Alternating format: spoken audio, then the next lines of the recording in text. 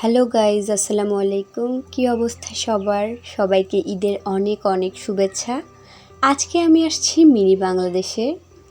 তো কি আছে মিনি বাংলাদেশে, ঘোরার জন্য এটা কেমন প্লেস, সব কিছু আজকের ভিডিওতে শেয়ার করব। আর পুরো মিনি বাংলাদেশ ঘুরে ঘুরে দেখাবো। মিনি বাংলাদেশ মূলত চট্টগ্রামের বহদ্দারহাটে অবস্থিত। এখানে এন্ট্রি ফি বর্তমানে পার পারসন 200 করে, তবে আগে 150 ছিল। বাট এখন 200 হয়তো বা ঈদ উপলক্ষে করা হয়েছে, আমি ঠিক জানি না। তবে আগে মিনি বাংলাদেশ যেমনটা ছিল তার থেকে অনেক কিছু পরিবর্তন করা হয়েছে, অনেক ডেকোরেশন এখানে অ্যাড করা হয়েছে, লাইটিংস করা হয়েছে, মানে নতুন রূপে সজ্জিত হয়েছে এখন মিনি বাংলাদেশ। এই প্লেসটা অনেকেরই ফেভারিট শুধুমাত্র ফটোগ্রাফির জন্য। আর মিনি বাংলাদেশে বাংলাদেশের ঐতিহাসিক নিদর্শনগুলো, স্থাপনাগুলো মিনি আকারে মানে নমুনা দেখানো হয়েছে, যেমন আহসান মঞ্জিল, কার্জন হল। এগুলো যারা সামনে থেকে কখনো দেখেনি তারা মিনি বাংলাদেশে তার একটা নমুনা দেখতে পাবে। এদিকে হচ্ছে আহসান মঞ্জিলের একটা নমুনা, ঠিক দূর থেকে মানে বাইরে থেকে দেখতে আহসান মঞ্জিল দেখতে যেমনটা একদম হুবহু সেভাবেই তৈরি করা হয়েছে।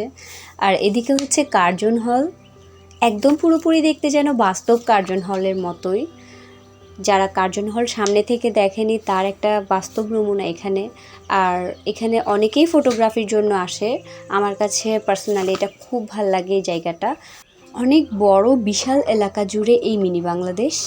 আর কিছু দূর পরপর এখানে এরকম দোলনা আছে যেখানে বসে আপনারা অনেক বিনোদন করতে পারবেন, আর শিশুরাও অনেক বেশি আনন্দ করতে পারবে। যারা কখনো মিনি বাংলাদেশে আসেননি তারা একবার হলেও ঘুরে যাবেন। দেখার মতো অনেক কিছুই আছে এখানে, ভালো একটা সময় কাটাতে পারবেন বিনোদনের জন্য। তো চলুন আপনাদের আরও একদিকে নিয়ে যাই। মিনি বাংলাদেশের এই পাশে ঘাস দিয়ে অনেক সুন্দর করে ডেকোরেশন করে কি যেন লেখা ছিল, এটা হচ্ছে আহসান মঞ্জিল। এই সিঁড়িটাতে অনেকেই ফটোগ্রাফির জন্য অপেক্ষা করে, কারণ এখানে প্রচুর পর্যটকের ভিড় থাকে। এখানে বাংলাদেশের ঐতিহাসিক আর বিখ্যাত স্থাপনাগুলো তুলে ধরা হয়েছে। এখানের দেয়ালে দেয়ালে অনেক রকমের আর্ট অ্যান্ড ক্রাফট দিয়ে সাজানো হয়েছে। তাছাড়া এখানে অনেক খোলামেলা জায়গা, গাছগাছালি, খুব সুন্দর একটা পরিবেশ। শিশুদের জন্য এখানে আলাদা খেলাধুলার ব্যবস্থা রয়েছে।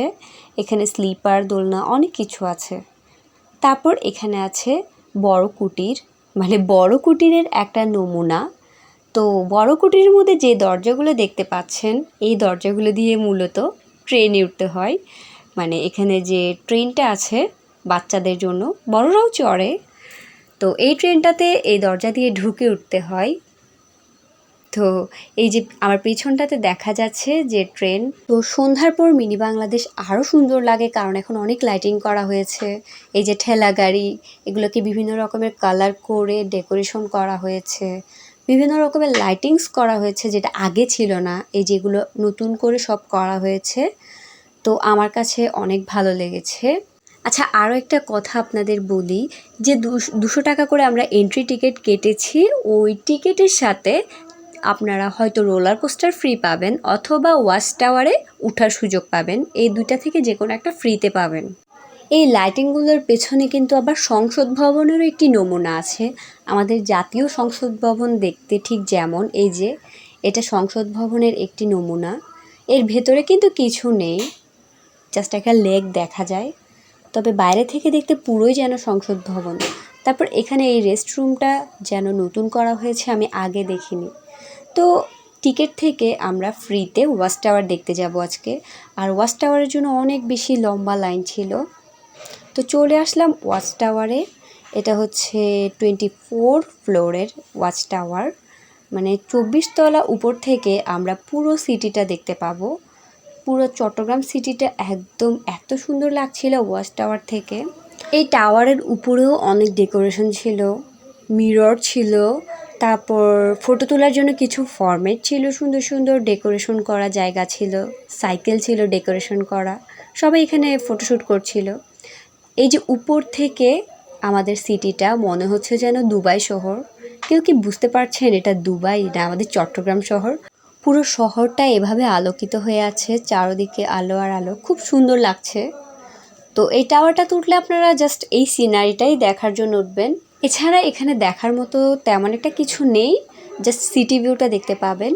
খাবারের দোকান আছে, তবে আমার মনে হয়েছে খাবারটা একটু বেশি এক্সপেন্সিভ, বাট টাওয়ারের উপর যেহেতু এক্সপেন্সিভ তো একটু হবেই। তো গাইজ, আজকের ভিডিওটা আপনাদের কেমন লেগেছে অবশ্যই কমেন্ট করে জানাবেন। সবাই ভালো থাকুন, সুস্থ থাকুন, আল্লাহ হাফেজ।